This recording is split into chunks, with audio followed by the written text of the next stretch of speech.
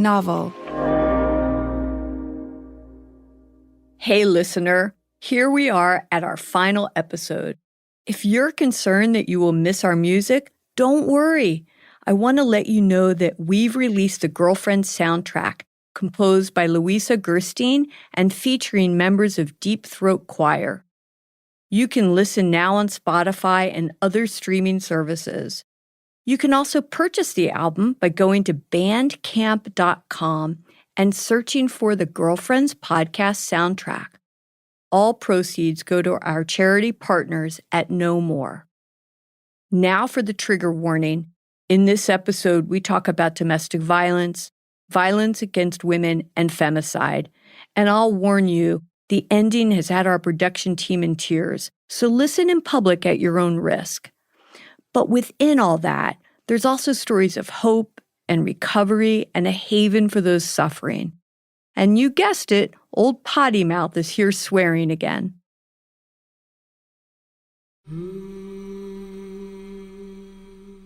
Throughout this series, I told you one story, the story of Bob and Gail. But the sad fact is Gail's case is one of many. According to the UN in 2021, on average, more than 5 women and girls were killed every hour by their husband, partner, or relative. Now, perhaps murder feels a little unrelatable to you, but before Bob was a murderer, he was an abusive and controlling partner. And those stats are even more frightening. The UN estimates that across our lifetimes, 1 in 3 women are subjected to physical or sexual violence. This number hasn't really changed at all in the last decade. Let's take this podcast as an example. Over 1/3 of the women we interviewed for this story have alleged that they've been impacted by gendered violence or emotional abuse, and that's not including the abuse inflicted by Bob. My first husband, he was emotionally abusive, not physically, but emotionally. And I wish I had been stronger. You think if you do the right thing, it won't happen again. Because you can't believe somebody who loves you is really going to hurt you. And I said to my father, you're an abuser. And he said, what are you talking about? I never left a mark on her. And I was like, wait, are you kidding me? Is this really happening? Because that's like a classic abuser line. I was bent over the railing on the side of a boat in the ocean, nothing around us. And I'm telling you, if I would have fallen in, it would have been curtains. It's heartbreaking to me to hear all these incredible women describing the hurt they have suffered. At times, it feels like there's nothing we can do about it. Even Alayne, Gail's sister, battled with that feeling. There's nothing that I could ever do to change the fact that Robert Birnbaum killed my sister in July of 1985. The question has always been, simply, what am I going to do with that?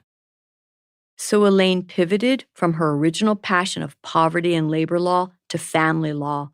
That means every day she helps vulnerable women and children escape bad marriages. I do everything in my power to control and protect the lives and the well-being of my clients with a motivation that far exceeds what a professional motivation should be. In 1996, Alayne started working as a consultant for the Pace Women's Justice Center in White Plains, Westchester County. The center offers free legal aid, advice, and services to vulnerable women who want to escape their abusive relationships like Gail and Bob's. But Alayne never told her friends at the center about her sister. Because I was in the closet. They didn't know until it was on 1010 Wins. Bob Birnbaum indicted. I'm driving home from the indictment and I'm realizing I'd better call all these people who think they're my best friends because they're finding out on the news that I had a sister and she was murdered by her husband. When Alayne told her friends at the Women's Justice Center about Gail, they decided to name their building Gail's House in her honor.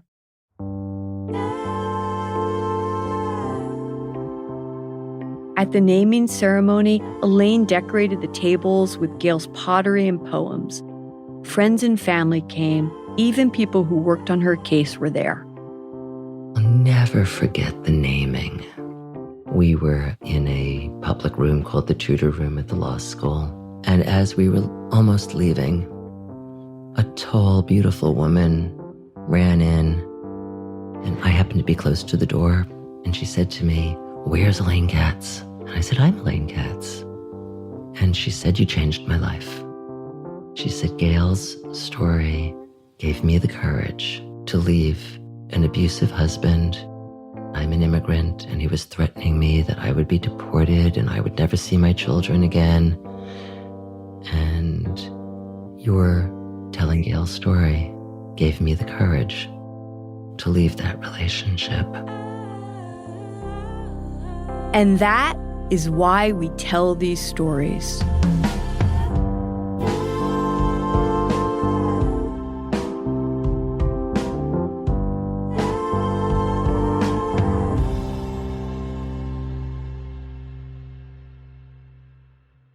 I wish I could say that now, after all these years, Alayne and everyone else impacted by this case could rest and simply focus on helping others in Gail's honor. But now we've got a new fight on our hands, keeping Bob behind bars. I had 20 years of solid peace, and it was heavenly. I never thought about Bob for 20 years, and then the parole process started. I will do anything to keep him in. He is a danger to everybody. I'm Carole Fisher, and from the teams at Novel and iHeartRadio, you're listening to The Girlfriends. Our final episode, episode 9, We Are a Sisterhood.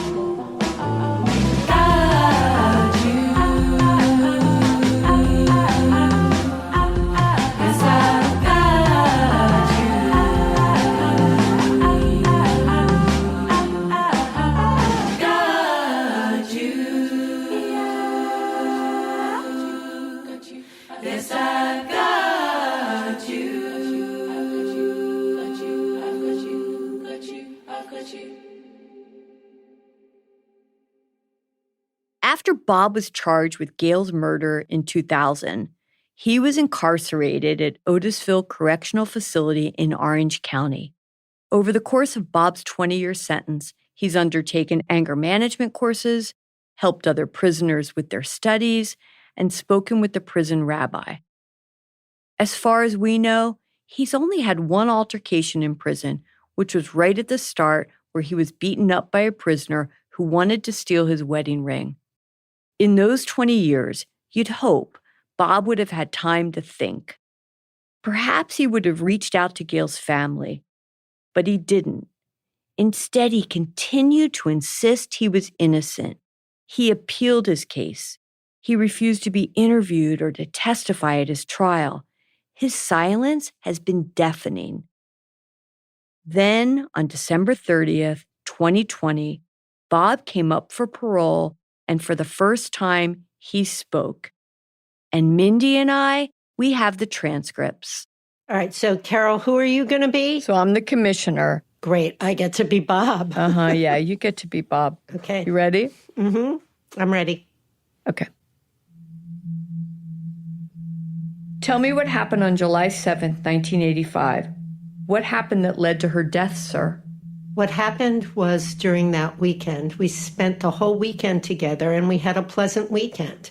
At the time, I was working about 100 hours a week, and at my secondary job, I was working about another 20 hours a week. On that morning, we had planned on going to a birthday party for my nephew. My wife told me she did not want to go to the party, and we had an argument about it. It was initially a verbal argument. We were arguing with each other, and things escalated. I wanted her to stop yelling at me, and I attacked her. How did you attack her, sir? I strangled her. After you strangled her, what happened, sir? After that, I was frightened about what happened and concerned about what had happened. So I left the apartment and I went for a walk to think about what I should do about it. I was cowardly about it, and I did the wrong thing. I was scared about what happened. I went out and made arrangements to rent an aircraft. I went back to the apartment and brought her out to the airport and put her in the airplane. How did you manage to carry the body out of the apartment? I put her in a duffel bag. Did you dismember her body, sir? No, I did not.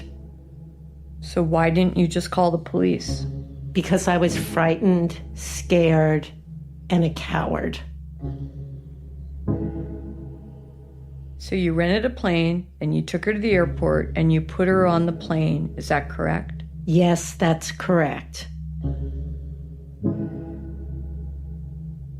And then what? I went flying, I opened the door, and then took her body out of the airplane over the ocean. And her body was never recovered. Is that correct? Yes, that's correct.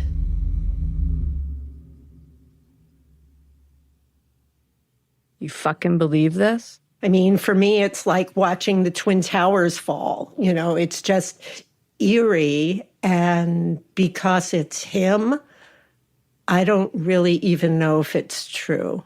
You know, his language in there just sounds so scripted. Yeah, and I was a coward. I can't imagine him saying that. No. But I also want to tell you this. What really got me the most out of this was that in my mind, Mindy, I always thought it was just a tragic accident. The story that I've told myself for years is that he got into an argument with her, things escalated, and he pushed her. Like, this was purposeful. Like, he fucking strangled her. Yes, it is sickening. It is sickening to me. But to then go and take a walk and think about how to proceed and rent an airplane, that to me is the most sickening thing. And then he went back to his normal life the next day. He just goes back as if everything... Yeah, and he went to the party. Right. He went to the damn party. Yeah.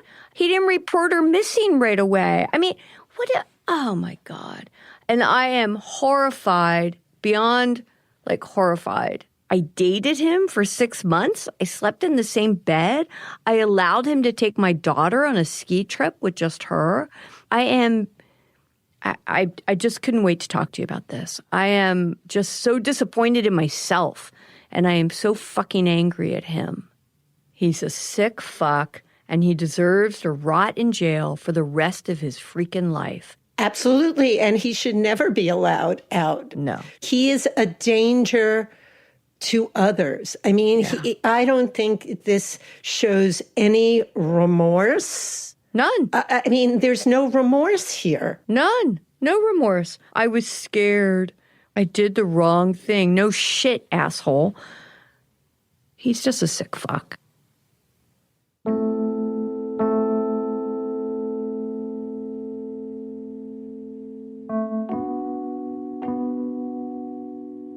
Bob was not granted parole after his confession in 2020, so he appealed it, had another hearing, and lost again. But that doesn't mean he won't be successful in the future, and that terrifies me. But if it scares me, I can't imagine how Alayne must feel. You know what I would like to do at some point when this is all aired and done? What's that? I would like to meet her sister. Yeah, me too.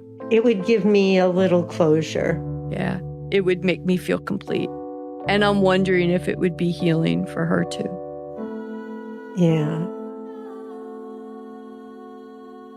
After the break, Mindy and I, we meet Alayne for the first time. The assassination of President John F. Kennedy is the greatest murder mystery in American history. That's Rob Reiner. Rob called me, Soledad O'Brien, and asked me what I knew about this crime. I know 60 years later, new leads are still emerging. To me, an award-winning journalist, that's the making of an incredible story. And on this podcast, you're going to hear it told by one of America's greatest storytellers. We'll ask, who had the motive to assassinate a sitting president? My dad thought JFK screwed us at the Bay of Pigs, and then he screwed us after the Cuban Missile Crisis. We'll reveal why Lee Harvey Oswald isn't who they said he was. I was under the impression that Lee was being trained for a specific operation. Then we'll pull the curtain back on the cover-up. The American people need to know the truth. Listen to Who Killed JFK on the iHeartRadio app, Apple Podcasts, or wherever you get your podcasts.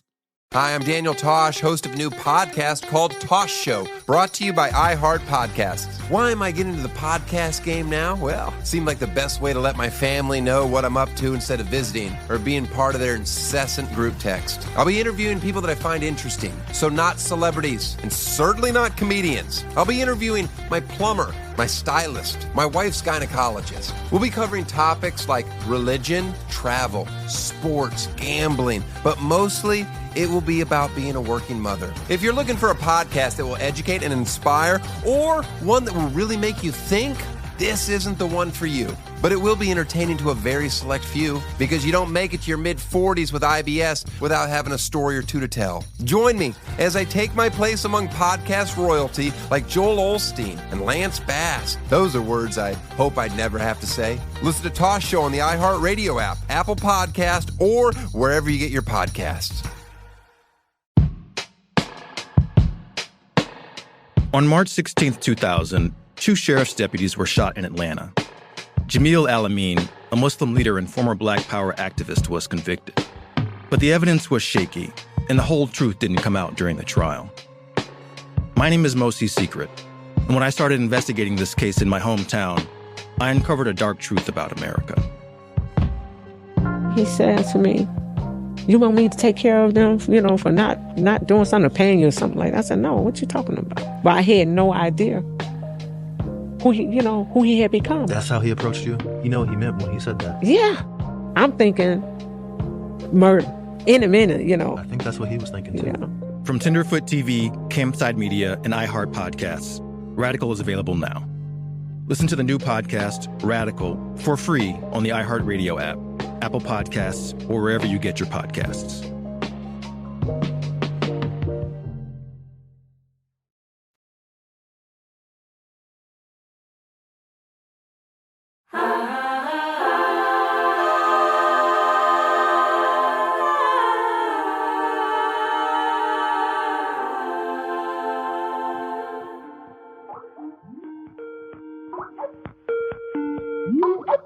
Alayne, hello. Hi, nice to meet you, Carole and Mindy. Nice to meet you, Alayne. Very nice to meet you.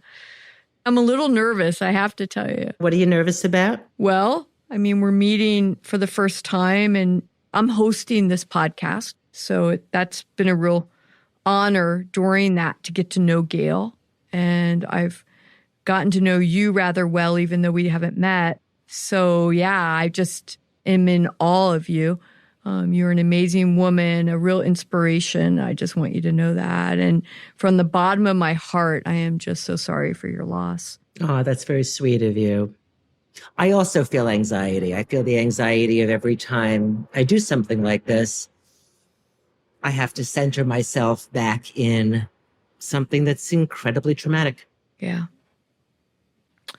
We just, Mindy and I just read the transcripts from the parole hearing. Mm-hmm. We read them together. I actually got them a couple days ago from Anna, and it was a very moving moment for me when I read that.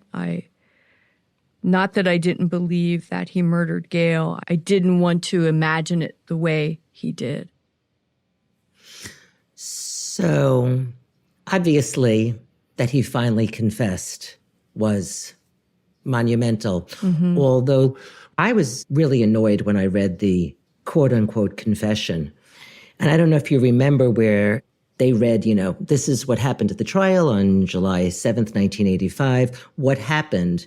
And he started to go into a story about how hard he works. Yes. Go on. I found it very unsatisfying because I wanted what I would call a full-throated confession. And when I read that, it's like the commissioner is saying, and did you do this? And he's saying, yes. And we've never gotten what I would call details. And I remember during the trial, when we never thought we would win, saying to Dan and Steve, I'll agree to manslaughter. I'll agree to, a really reduced sentence. I want to know. And as far as I'm concerned, I still don't know. Yeah. You're in such a liminal space and have been in one for such a long time. My heart goes out to you. Mm-hmm. Thank you. Mm-hmm. I mean, I used to say, I want to know, was she in pain? She had spoken to someone before she died, and the woman said she sounded weird. And I've always wanted to hear that he drugged her. She didn't know it was happening. Of course, that he'd have to admit premeditation, but I really do believe there was premeditation. I believe it's a bunch of bullshit that they had a fight. As a matter of fact, there's a neighbor who says they fought every Sunday. This one was quiet. I thought they were away for the weekend. I think it's absolute bullshit. Yeah. I've always believed that this was completely premeditated. And therefore, I'd like to believe that he drugged her and that she had no idea what was happening to her. Right. Right. How long did you date him for? Only for 6 months, thank God. But may I just say, I had a lot in common with your sister. In what way? Well, her love to have fun, her love for people. You described her as being in love with love. That's my whole mantra. I've been married 3 freaking times. So it could have been me. And I, those 6 months, I denied my reality. And by the way, he broke up with me and I was upset. But it was a horrible 6 months. It wasn't that much fun. The flying in the plane was fun, but I was always justifying his behaviors, as any woman does who's with a domestic. And the behaviors. Oh, he had a temper. So he was showing his anger early on in the relationship. Yeah, but not to the degree that he did, I think, with Stephanie, or the degree certainly he did with Gail. But I knew he had a short fuse. Mm-hmm. Did you ever think he would get convicted? I'd love to hear that part of your experience and thoughts. I did not think that we would have a conviction. There's a village of women that convicted Bob. Mm-hmm. 3 of them are here. Yeah. And I remember feeling that I've got West Coast sisters. And I know you guys, Vegas isn't quite the West Coast, but it's certainly not the East Coast. All of us, this village of sisters, of women, were working together. I even remember talking to Dan and Steve when I knew that many of you were flying into New York to testify, what can I do to make their lives easier? So I said, how about childcare? They can come with their kids and I'll arrange childcare for everybody. And I wasn't allowed to meet you because there was the whole witness tampering possible problem. But I want both of you to know that I always felt a tremendous kinship, a tremendous appreciation. I always knew that there were so many of us that, in fact, when the jury reached their verdict, they tell the alternate jurors to leave the jury box because they're no longer needed. And I'll never forget this beautiful woman of color who was an alternate juror sitting down next to me and holding my hand. And it was like she was saying to me, the women in the jury pool are with you. Mm-hmm. So no, I know that was a long answer to no, I did not think we were going to get him. And do you think he'll get out? Do I think he's going to get out? The parole process only allows incarceration for up to 24 months, up to. It is automatically every 2 years, and it can be less than every 2 years. By this, Alayne means if a prisoner has served their sentence, they are entitled to a parole hearing every 2 years. But for a variety of reasons, it can happen sooner. Bob was due to have his next parole hearing a while ago, but for reasons unknown to us, he keeps adjourning it. It really could happen any day now. I know this is going to sound like cruel and inhuman treatment, but for some reason, they cannot contact me and tell me that there's been a decision. So I know every month when he's supposed to be there, and I know 2 weeks later is when the decision can be, and I start to call the Office of Victim Services on that day, every day, until I get an answer. I think that lucky for us, the transcripts of his parole hearings are treasure troves. He is the same sociopathic, psychotic, lying, unremorseful, and in the second hearing, the appeal hearing, one of the commissioners, a female, went after him for the lying shit he was. He kept saying, I was angry, and she said no. Yeah. She defied you about smoking. She defied you about going to a birthday party. It was about bullying, violence, and control. It wasn't about I'm immature and I made a mistake. And I don't know if he's ever getting out. I hope not, because unfortunately, people like Andy Rosenzweig, the chief investigator, has said to me, you're in danger. Really? Yeah. Or he's going after my kids to hurt me even more.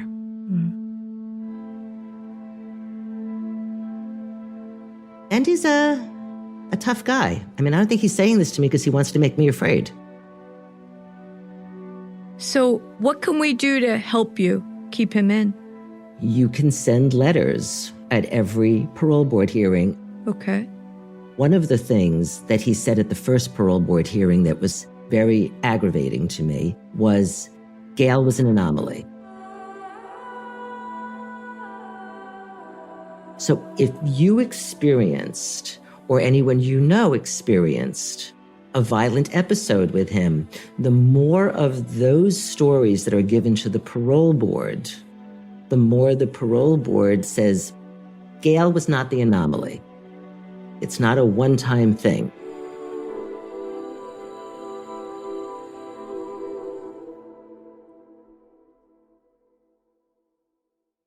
In 2020, I stopped practicing critical care medicine and went back to school to become a hospice and palliative care physician. But what I've learned in the past years and have thought a lot about is when you speak to someone who's dying, you ask them how their body is, and then you ask them how they are. And we may never find Gail's body, but what an incredible legacy she has been the impetus for. And a legacy is how the people who love you remember you. And you have created an incredible legacy for her. Thank you, Mindy.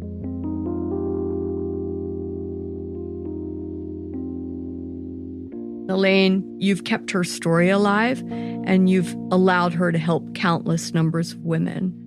And I get teary as I say that. Thank you. And so to think about the number of women that you've helped thus far and the number of women that will be helped in the future, understanding that domestic violence has absolutely no boundaries. The power dynamic has to change. Rape is not a sexual crime, it's a crime of power, which is exactly the way I think about this horribly sad story, because in our own heads, we've created lives and stories around this incident. And it has had an enormous power for all of us. But we have to be united in a common idea that the end point is this must stop. This cannot continue.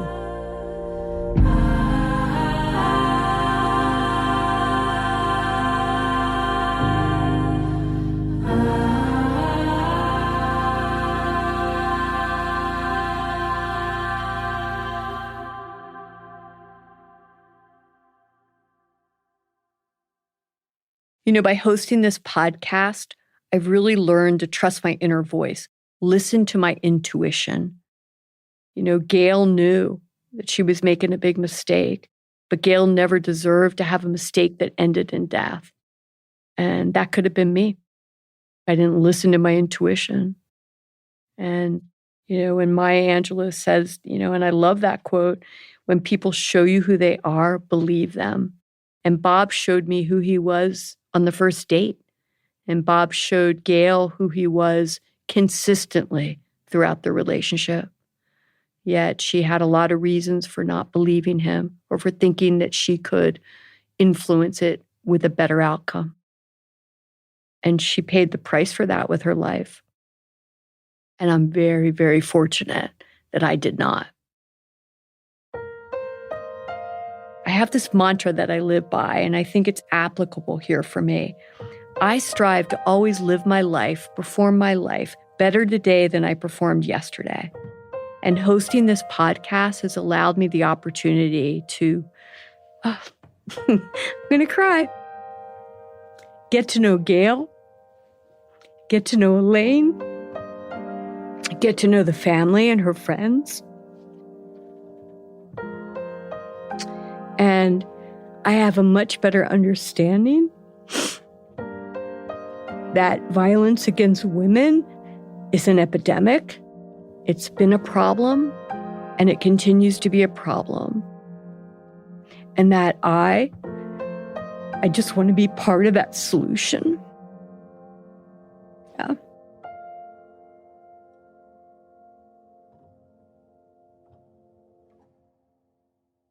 Alayne. Carole?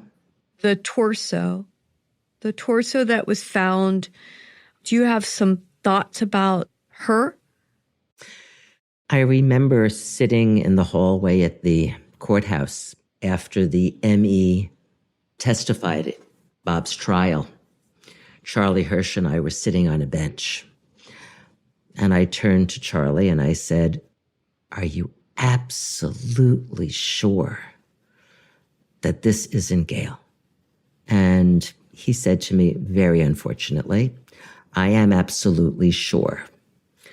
And I said to him, "And what are you doing to find out who she is so that another family gets peace that I didn't get for so many years?" And he said, "The best we can with the limited resources and information that we have."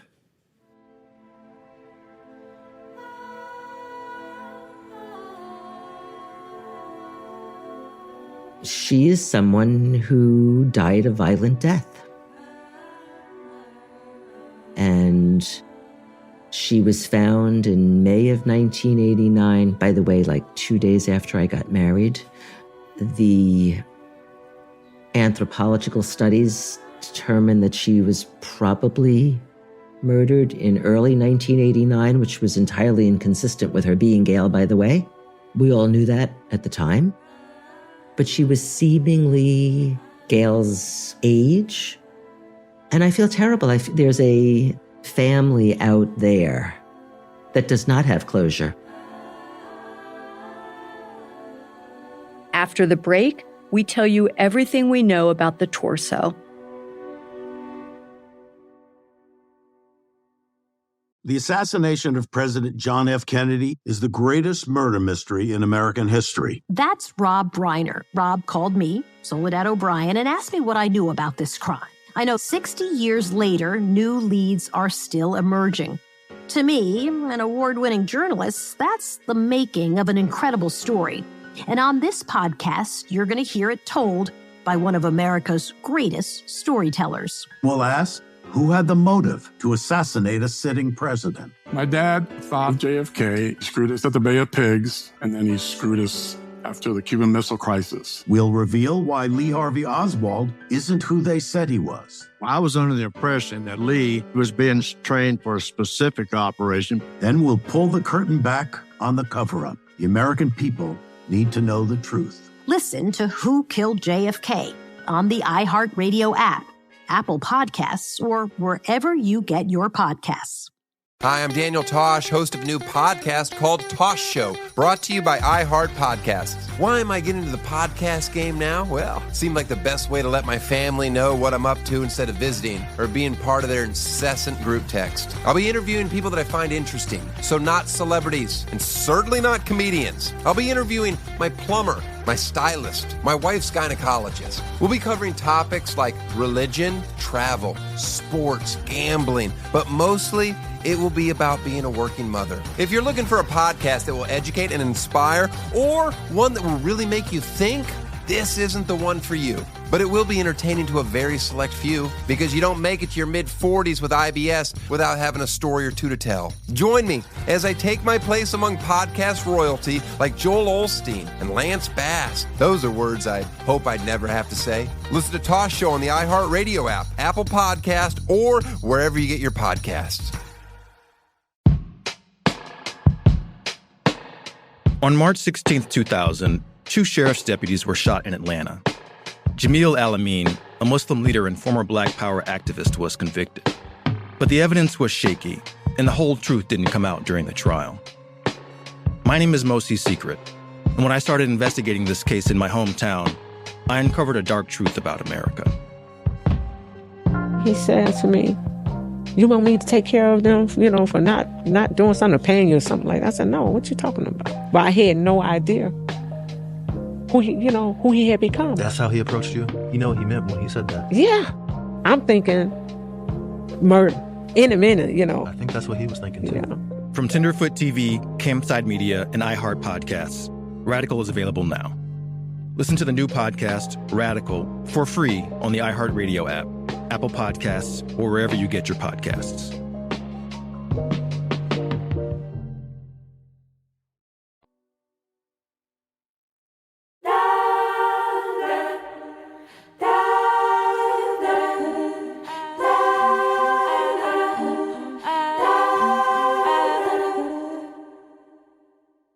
For the best part of a year, my producer Anna and her team have been trying to confirm the identity of the torso that was misidentified as Gail.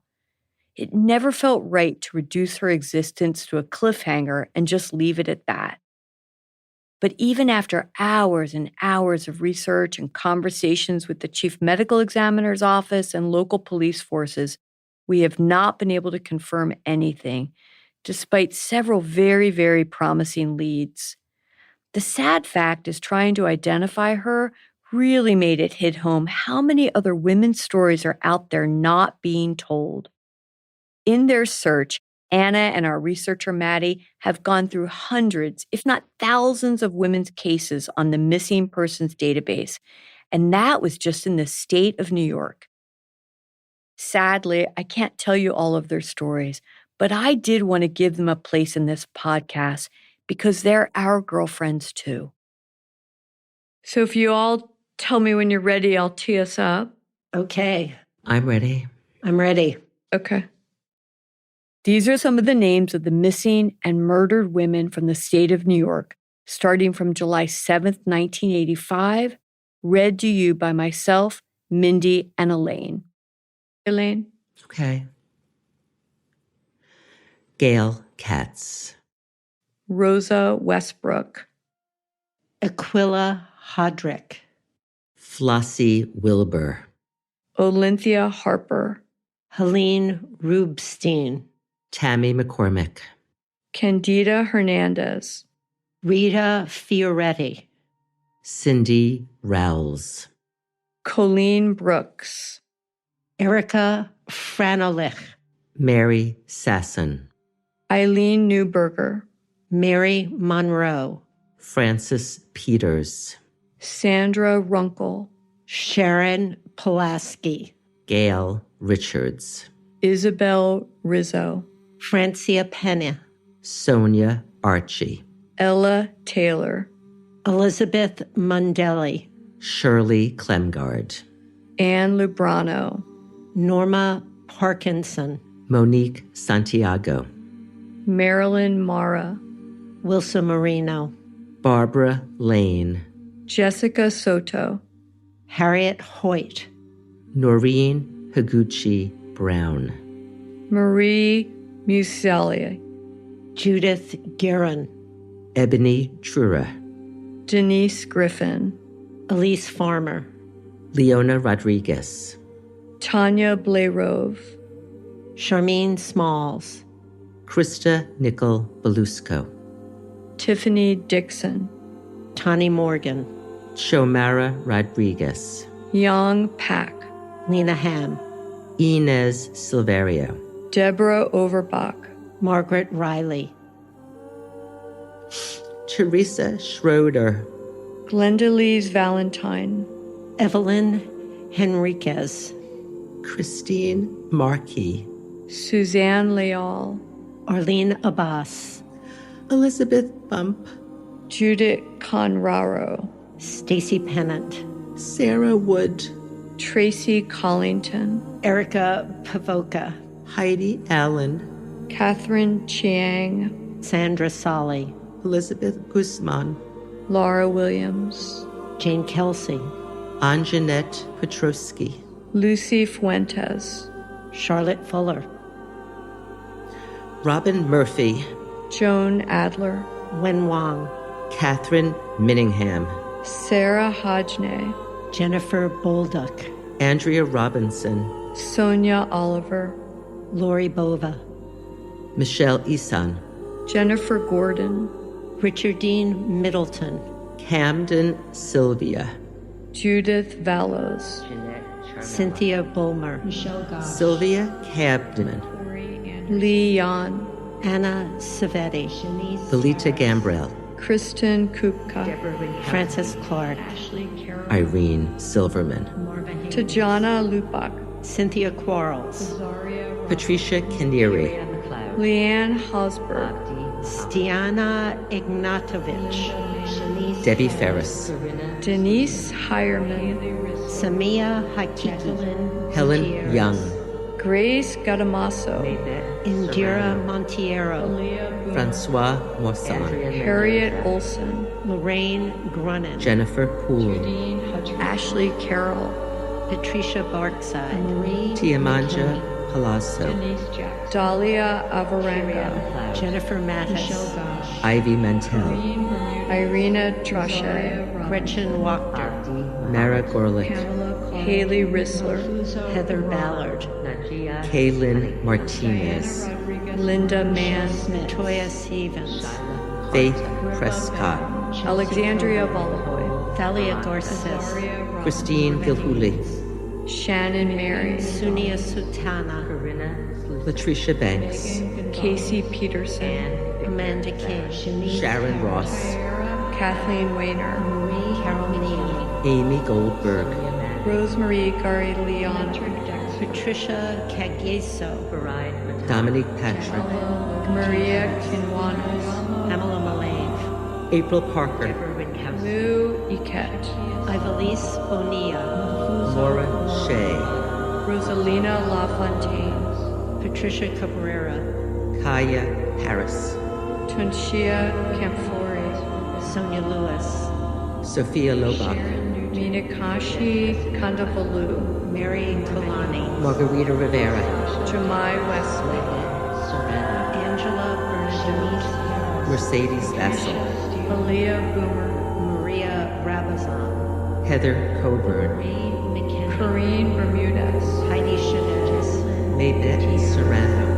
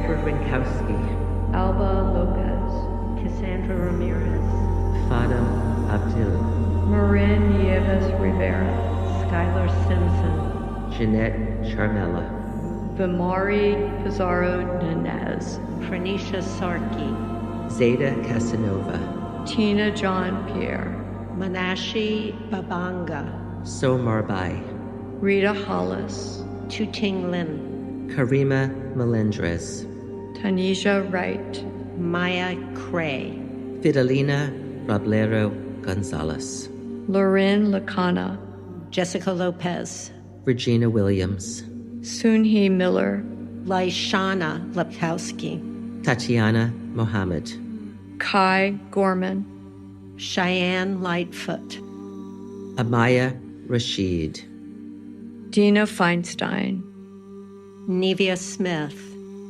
Diana Menjivar Tersois, Brittany Delgado Delgado,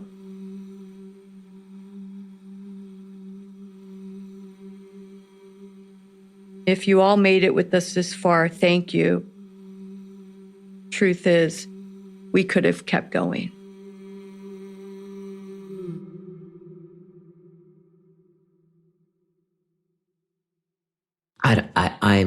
I'm emotionally drained, and I'm in awe of you contextualizing where my sister stands in the universe.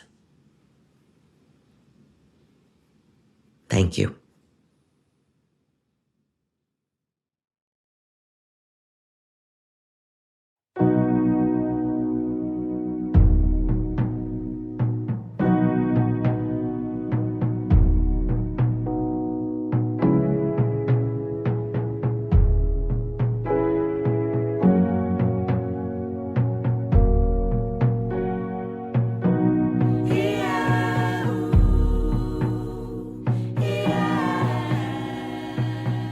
The Girlfriends is produced by Novel for iHeartRadio.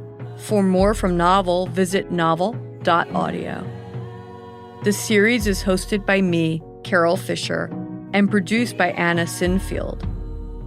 Our assistant producer is Julian Manugera-Patton, and our researcher is Madeline Parr. The editor is Veronica Simmons. Max O'Brien is our executive producer. Our fact checker is Valeria Roca. Production management from Cherie Houston and Charlotte Wolfe. Sound design, mixing, and scoring by Daniel Kempson and Nicholas Alexander. Music supervision by Anna Sinfield. Original music composed by Louisa Gerstein. Story development by Isaac Fisher. Willard Foxton is creative director of development. Special thanks to Sean Glynn, David Waters, Maithili Rao, Katrina Norvell, David Wasserman, and Beth Ann Macaluso.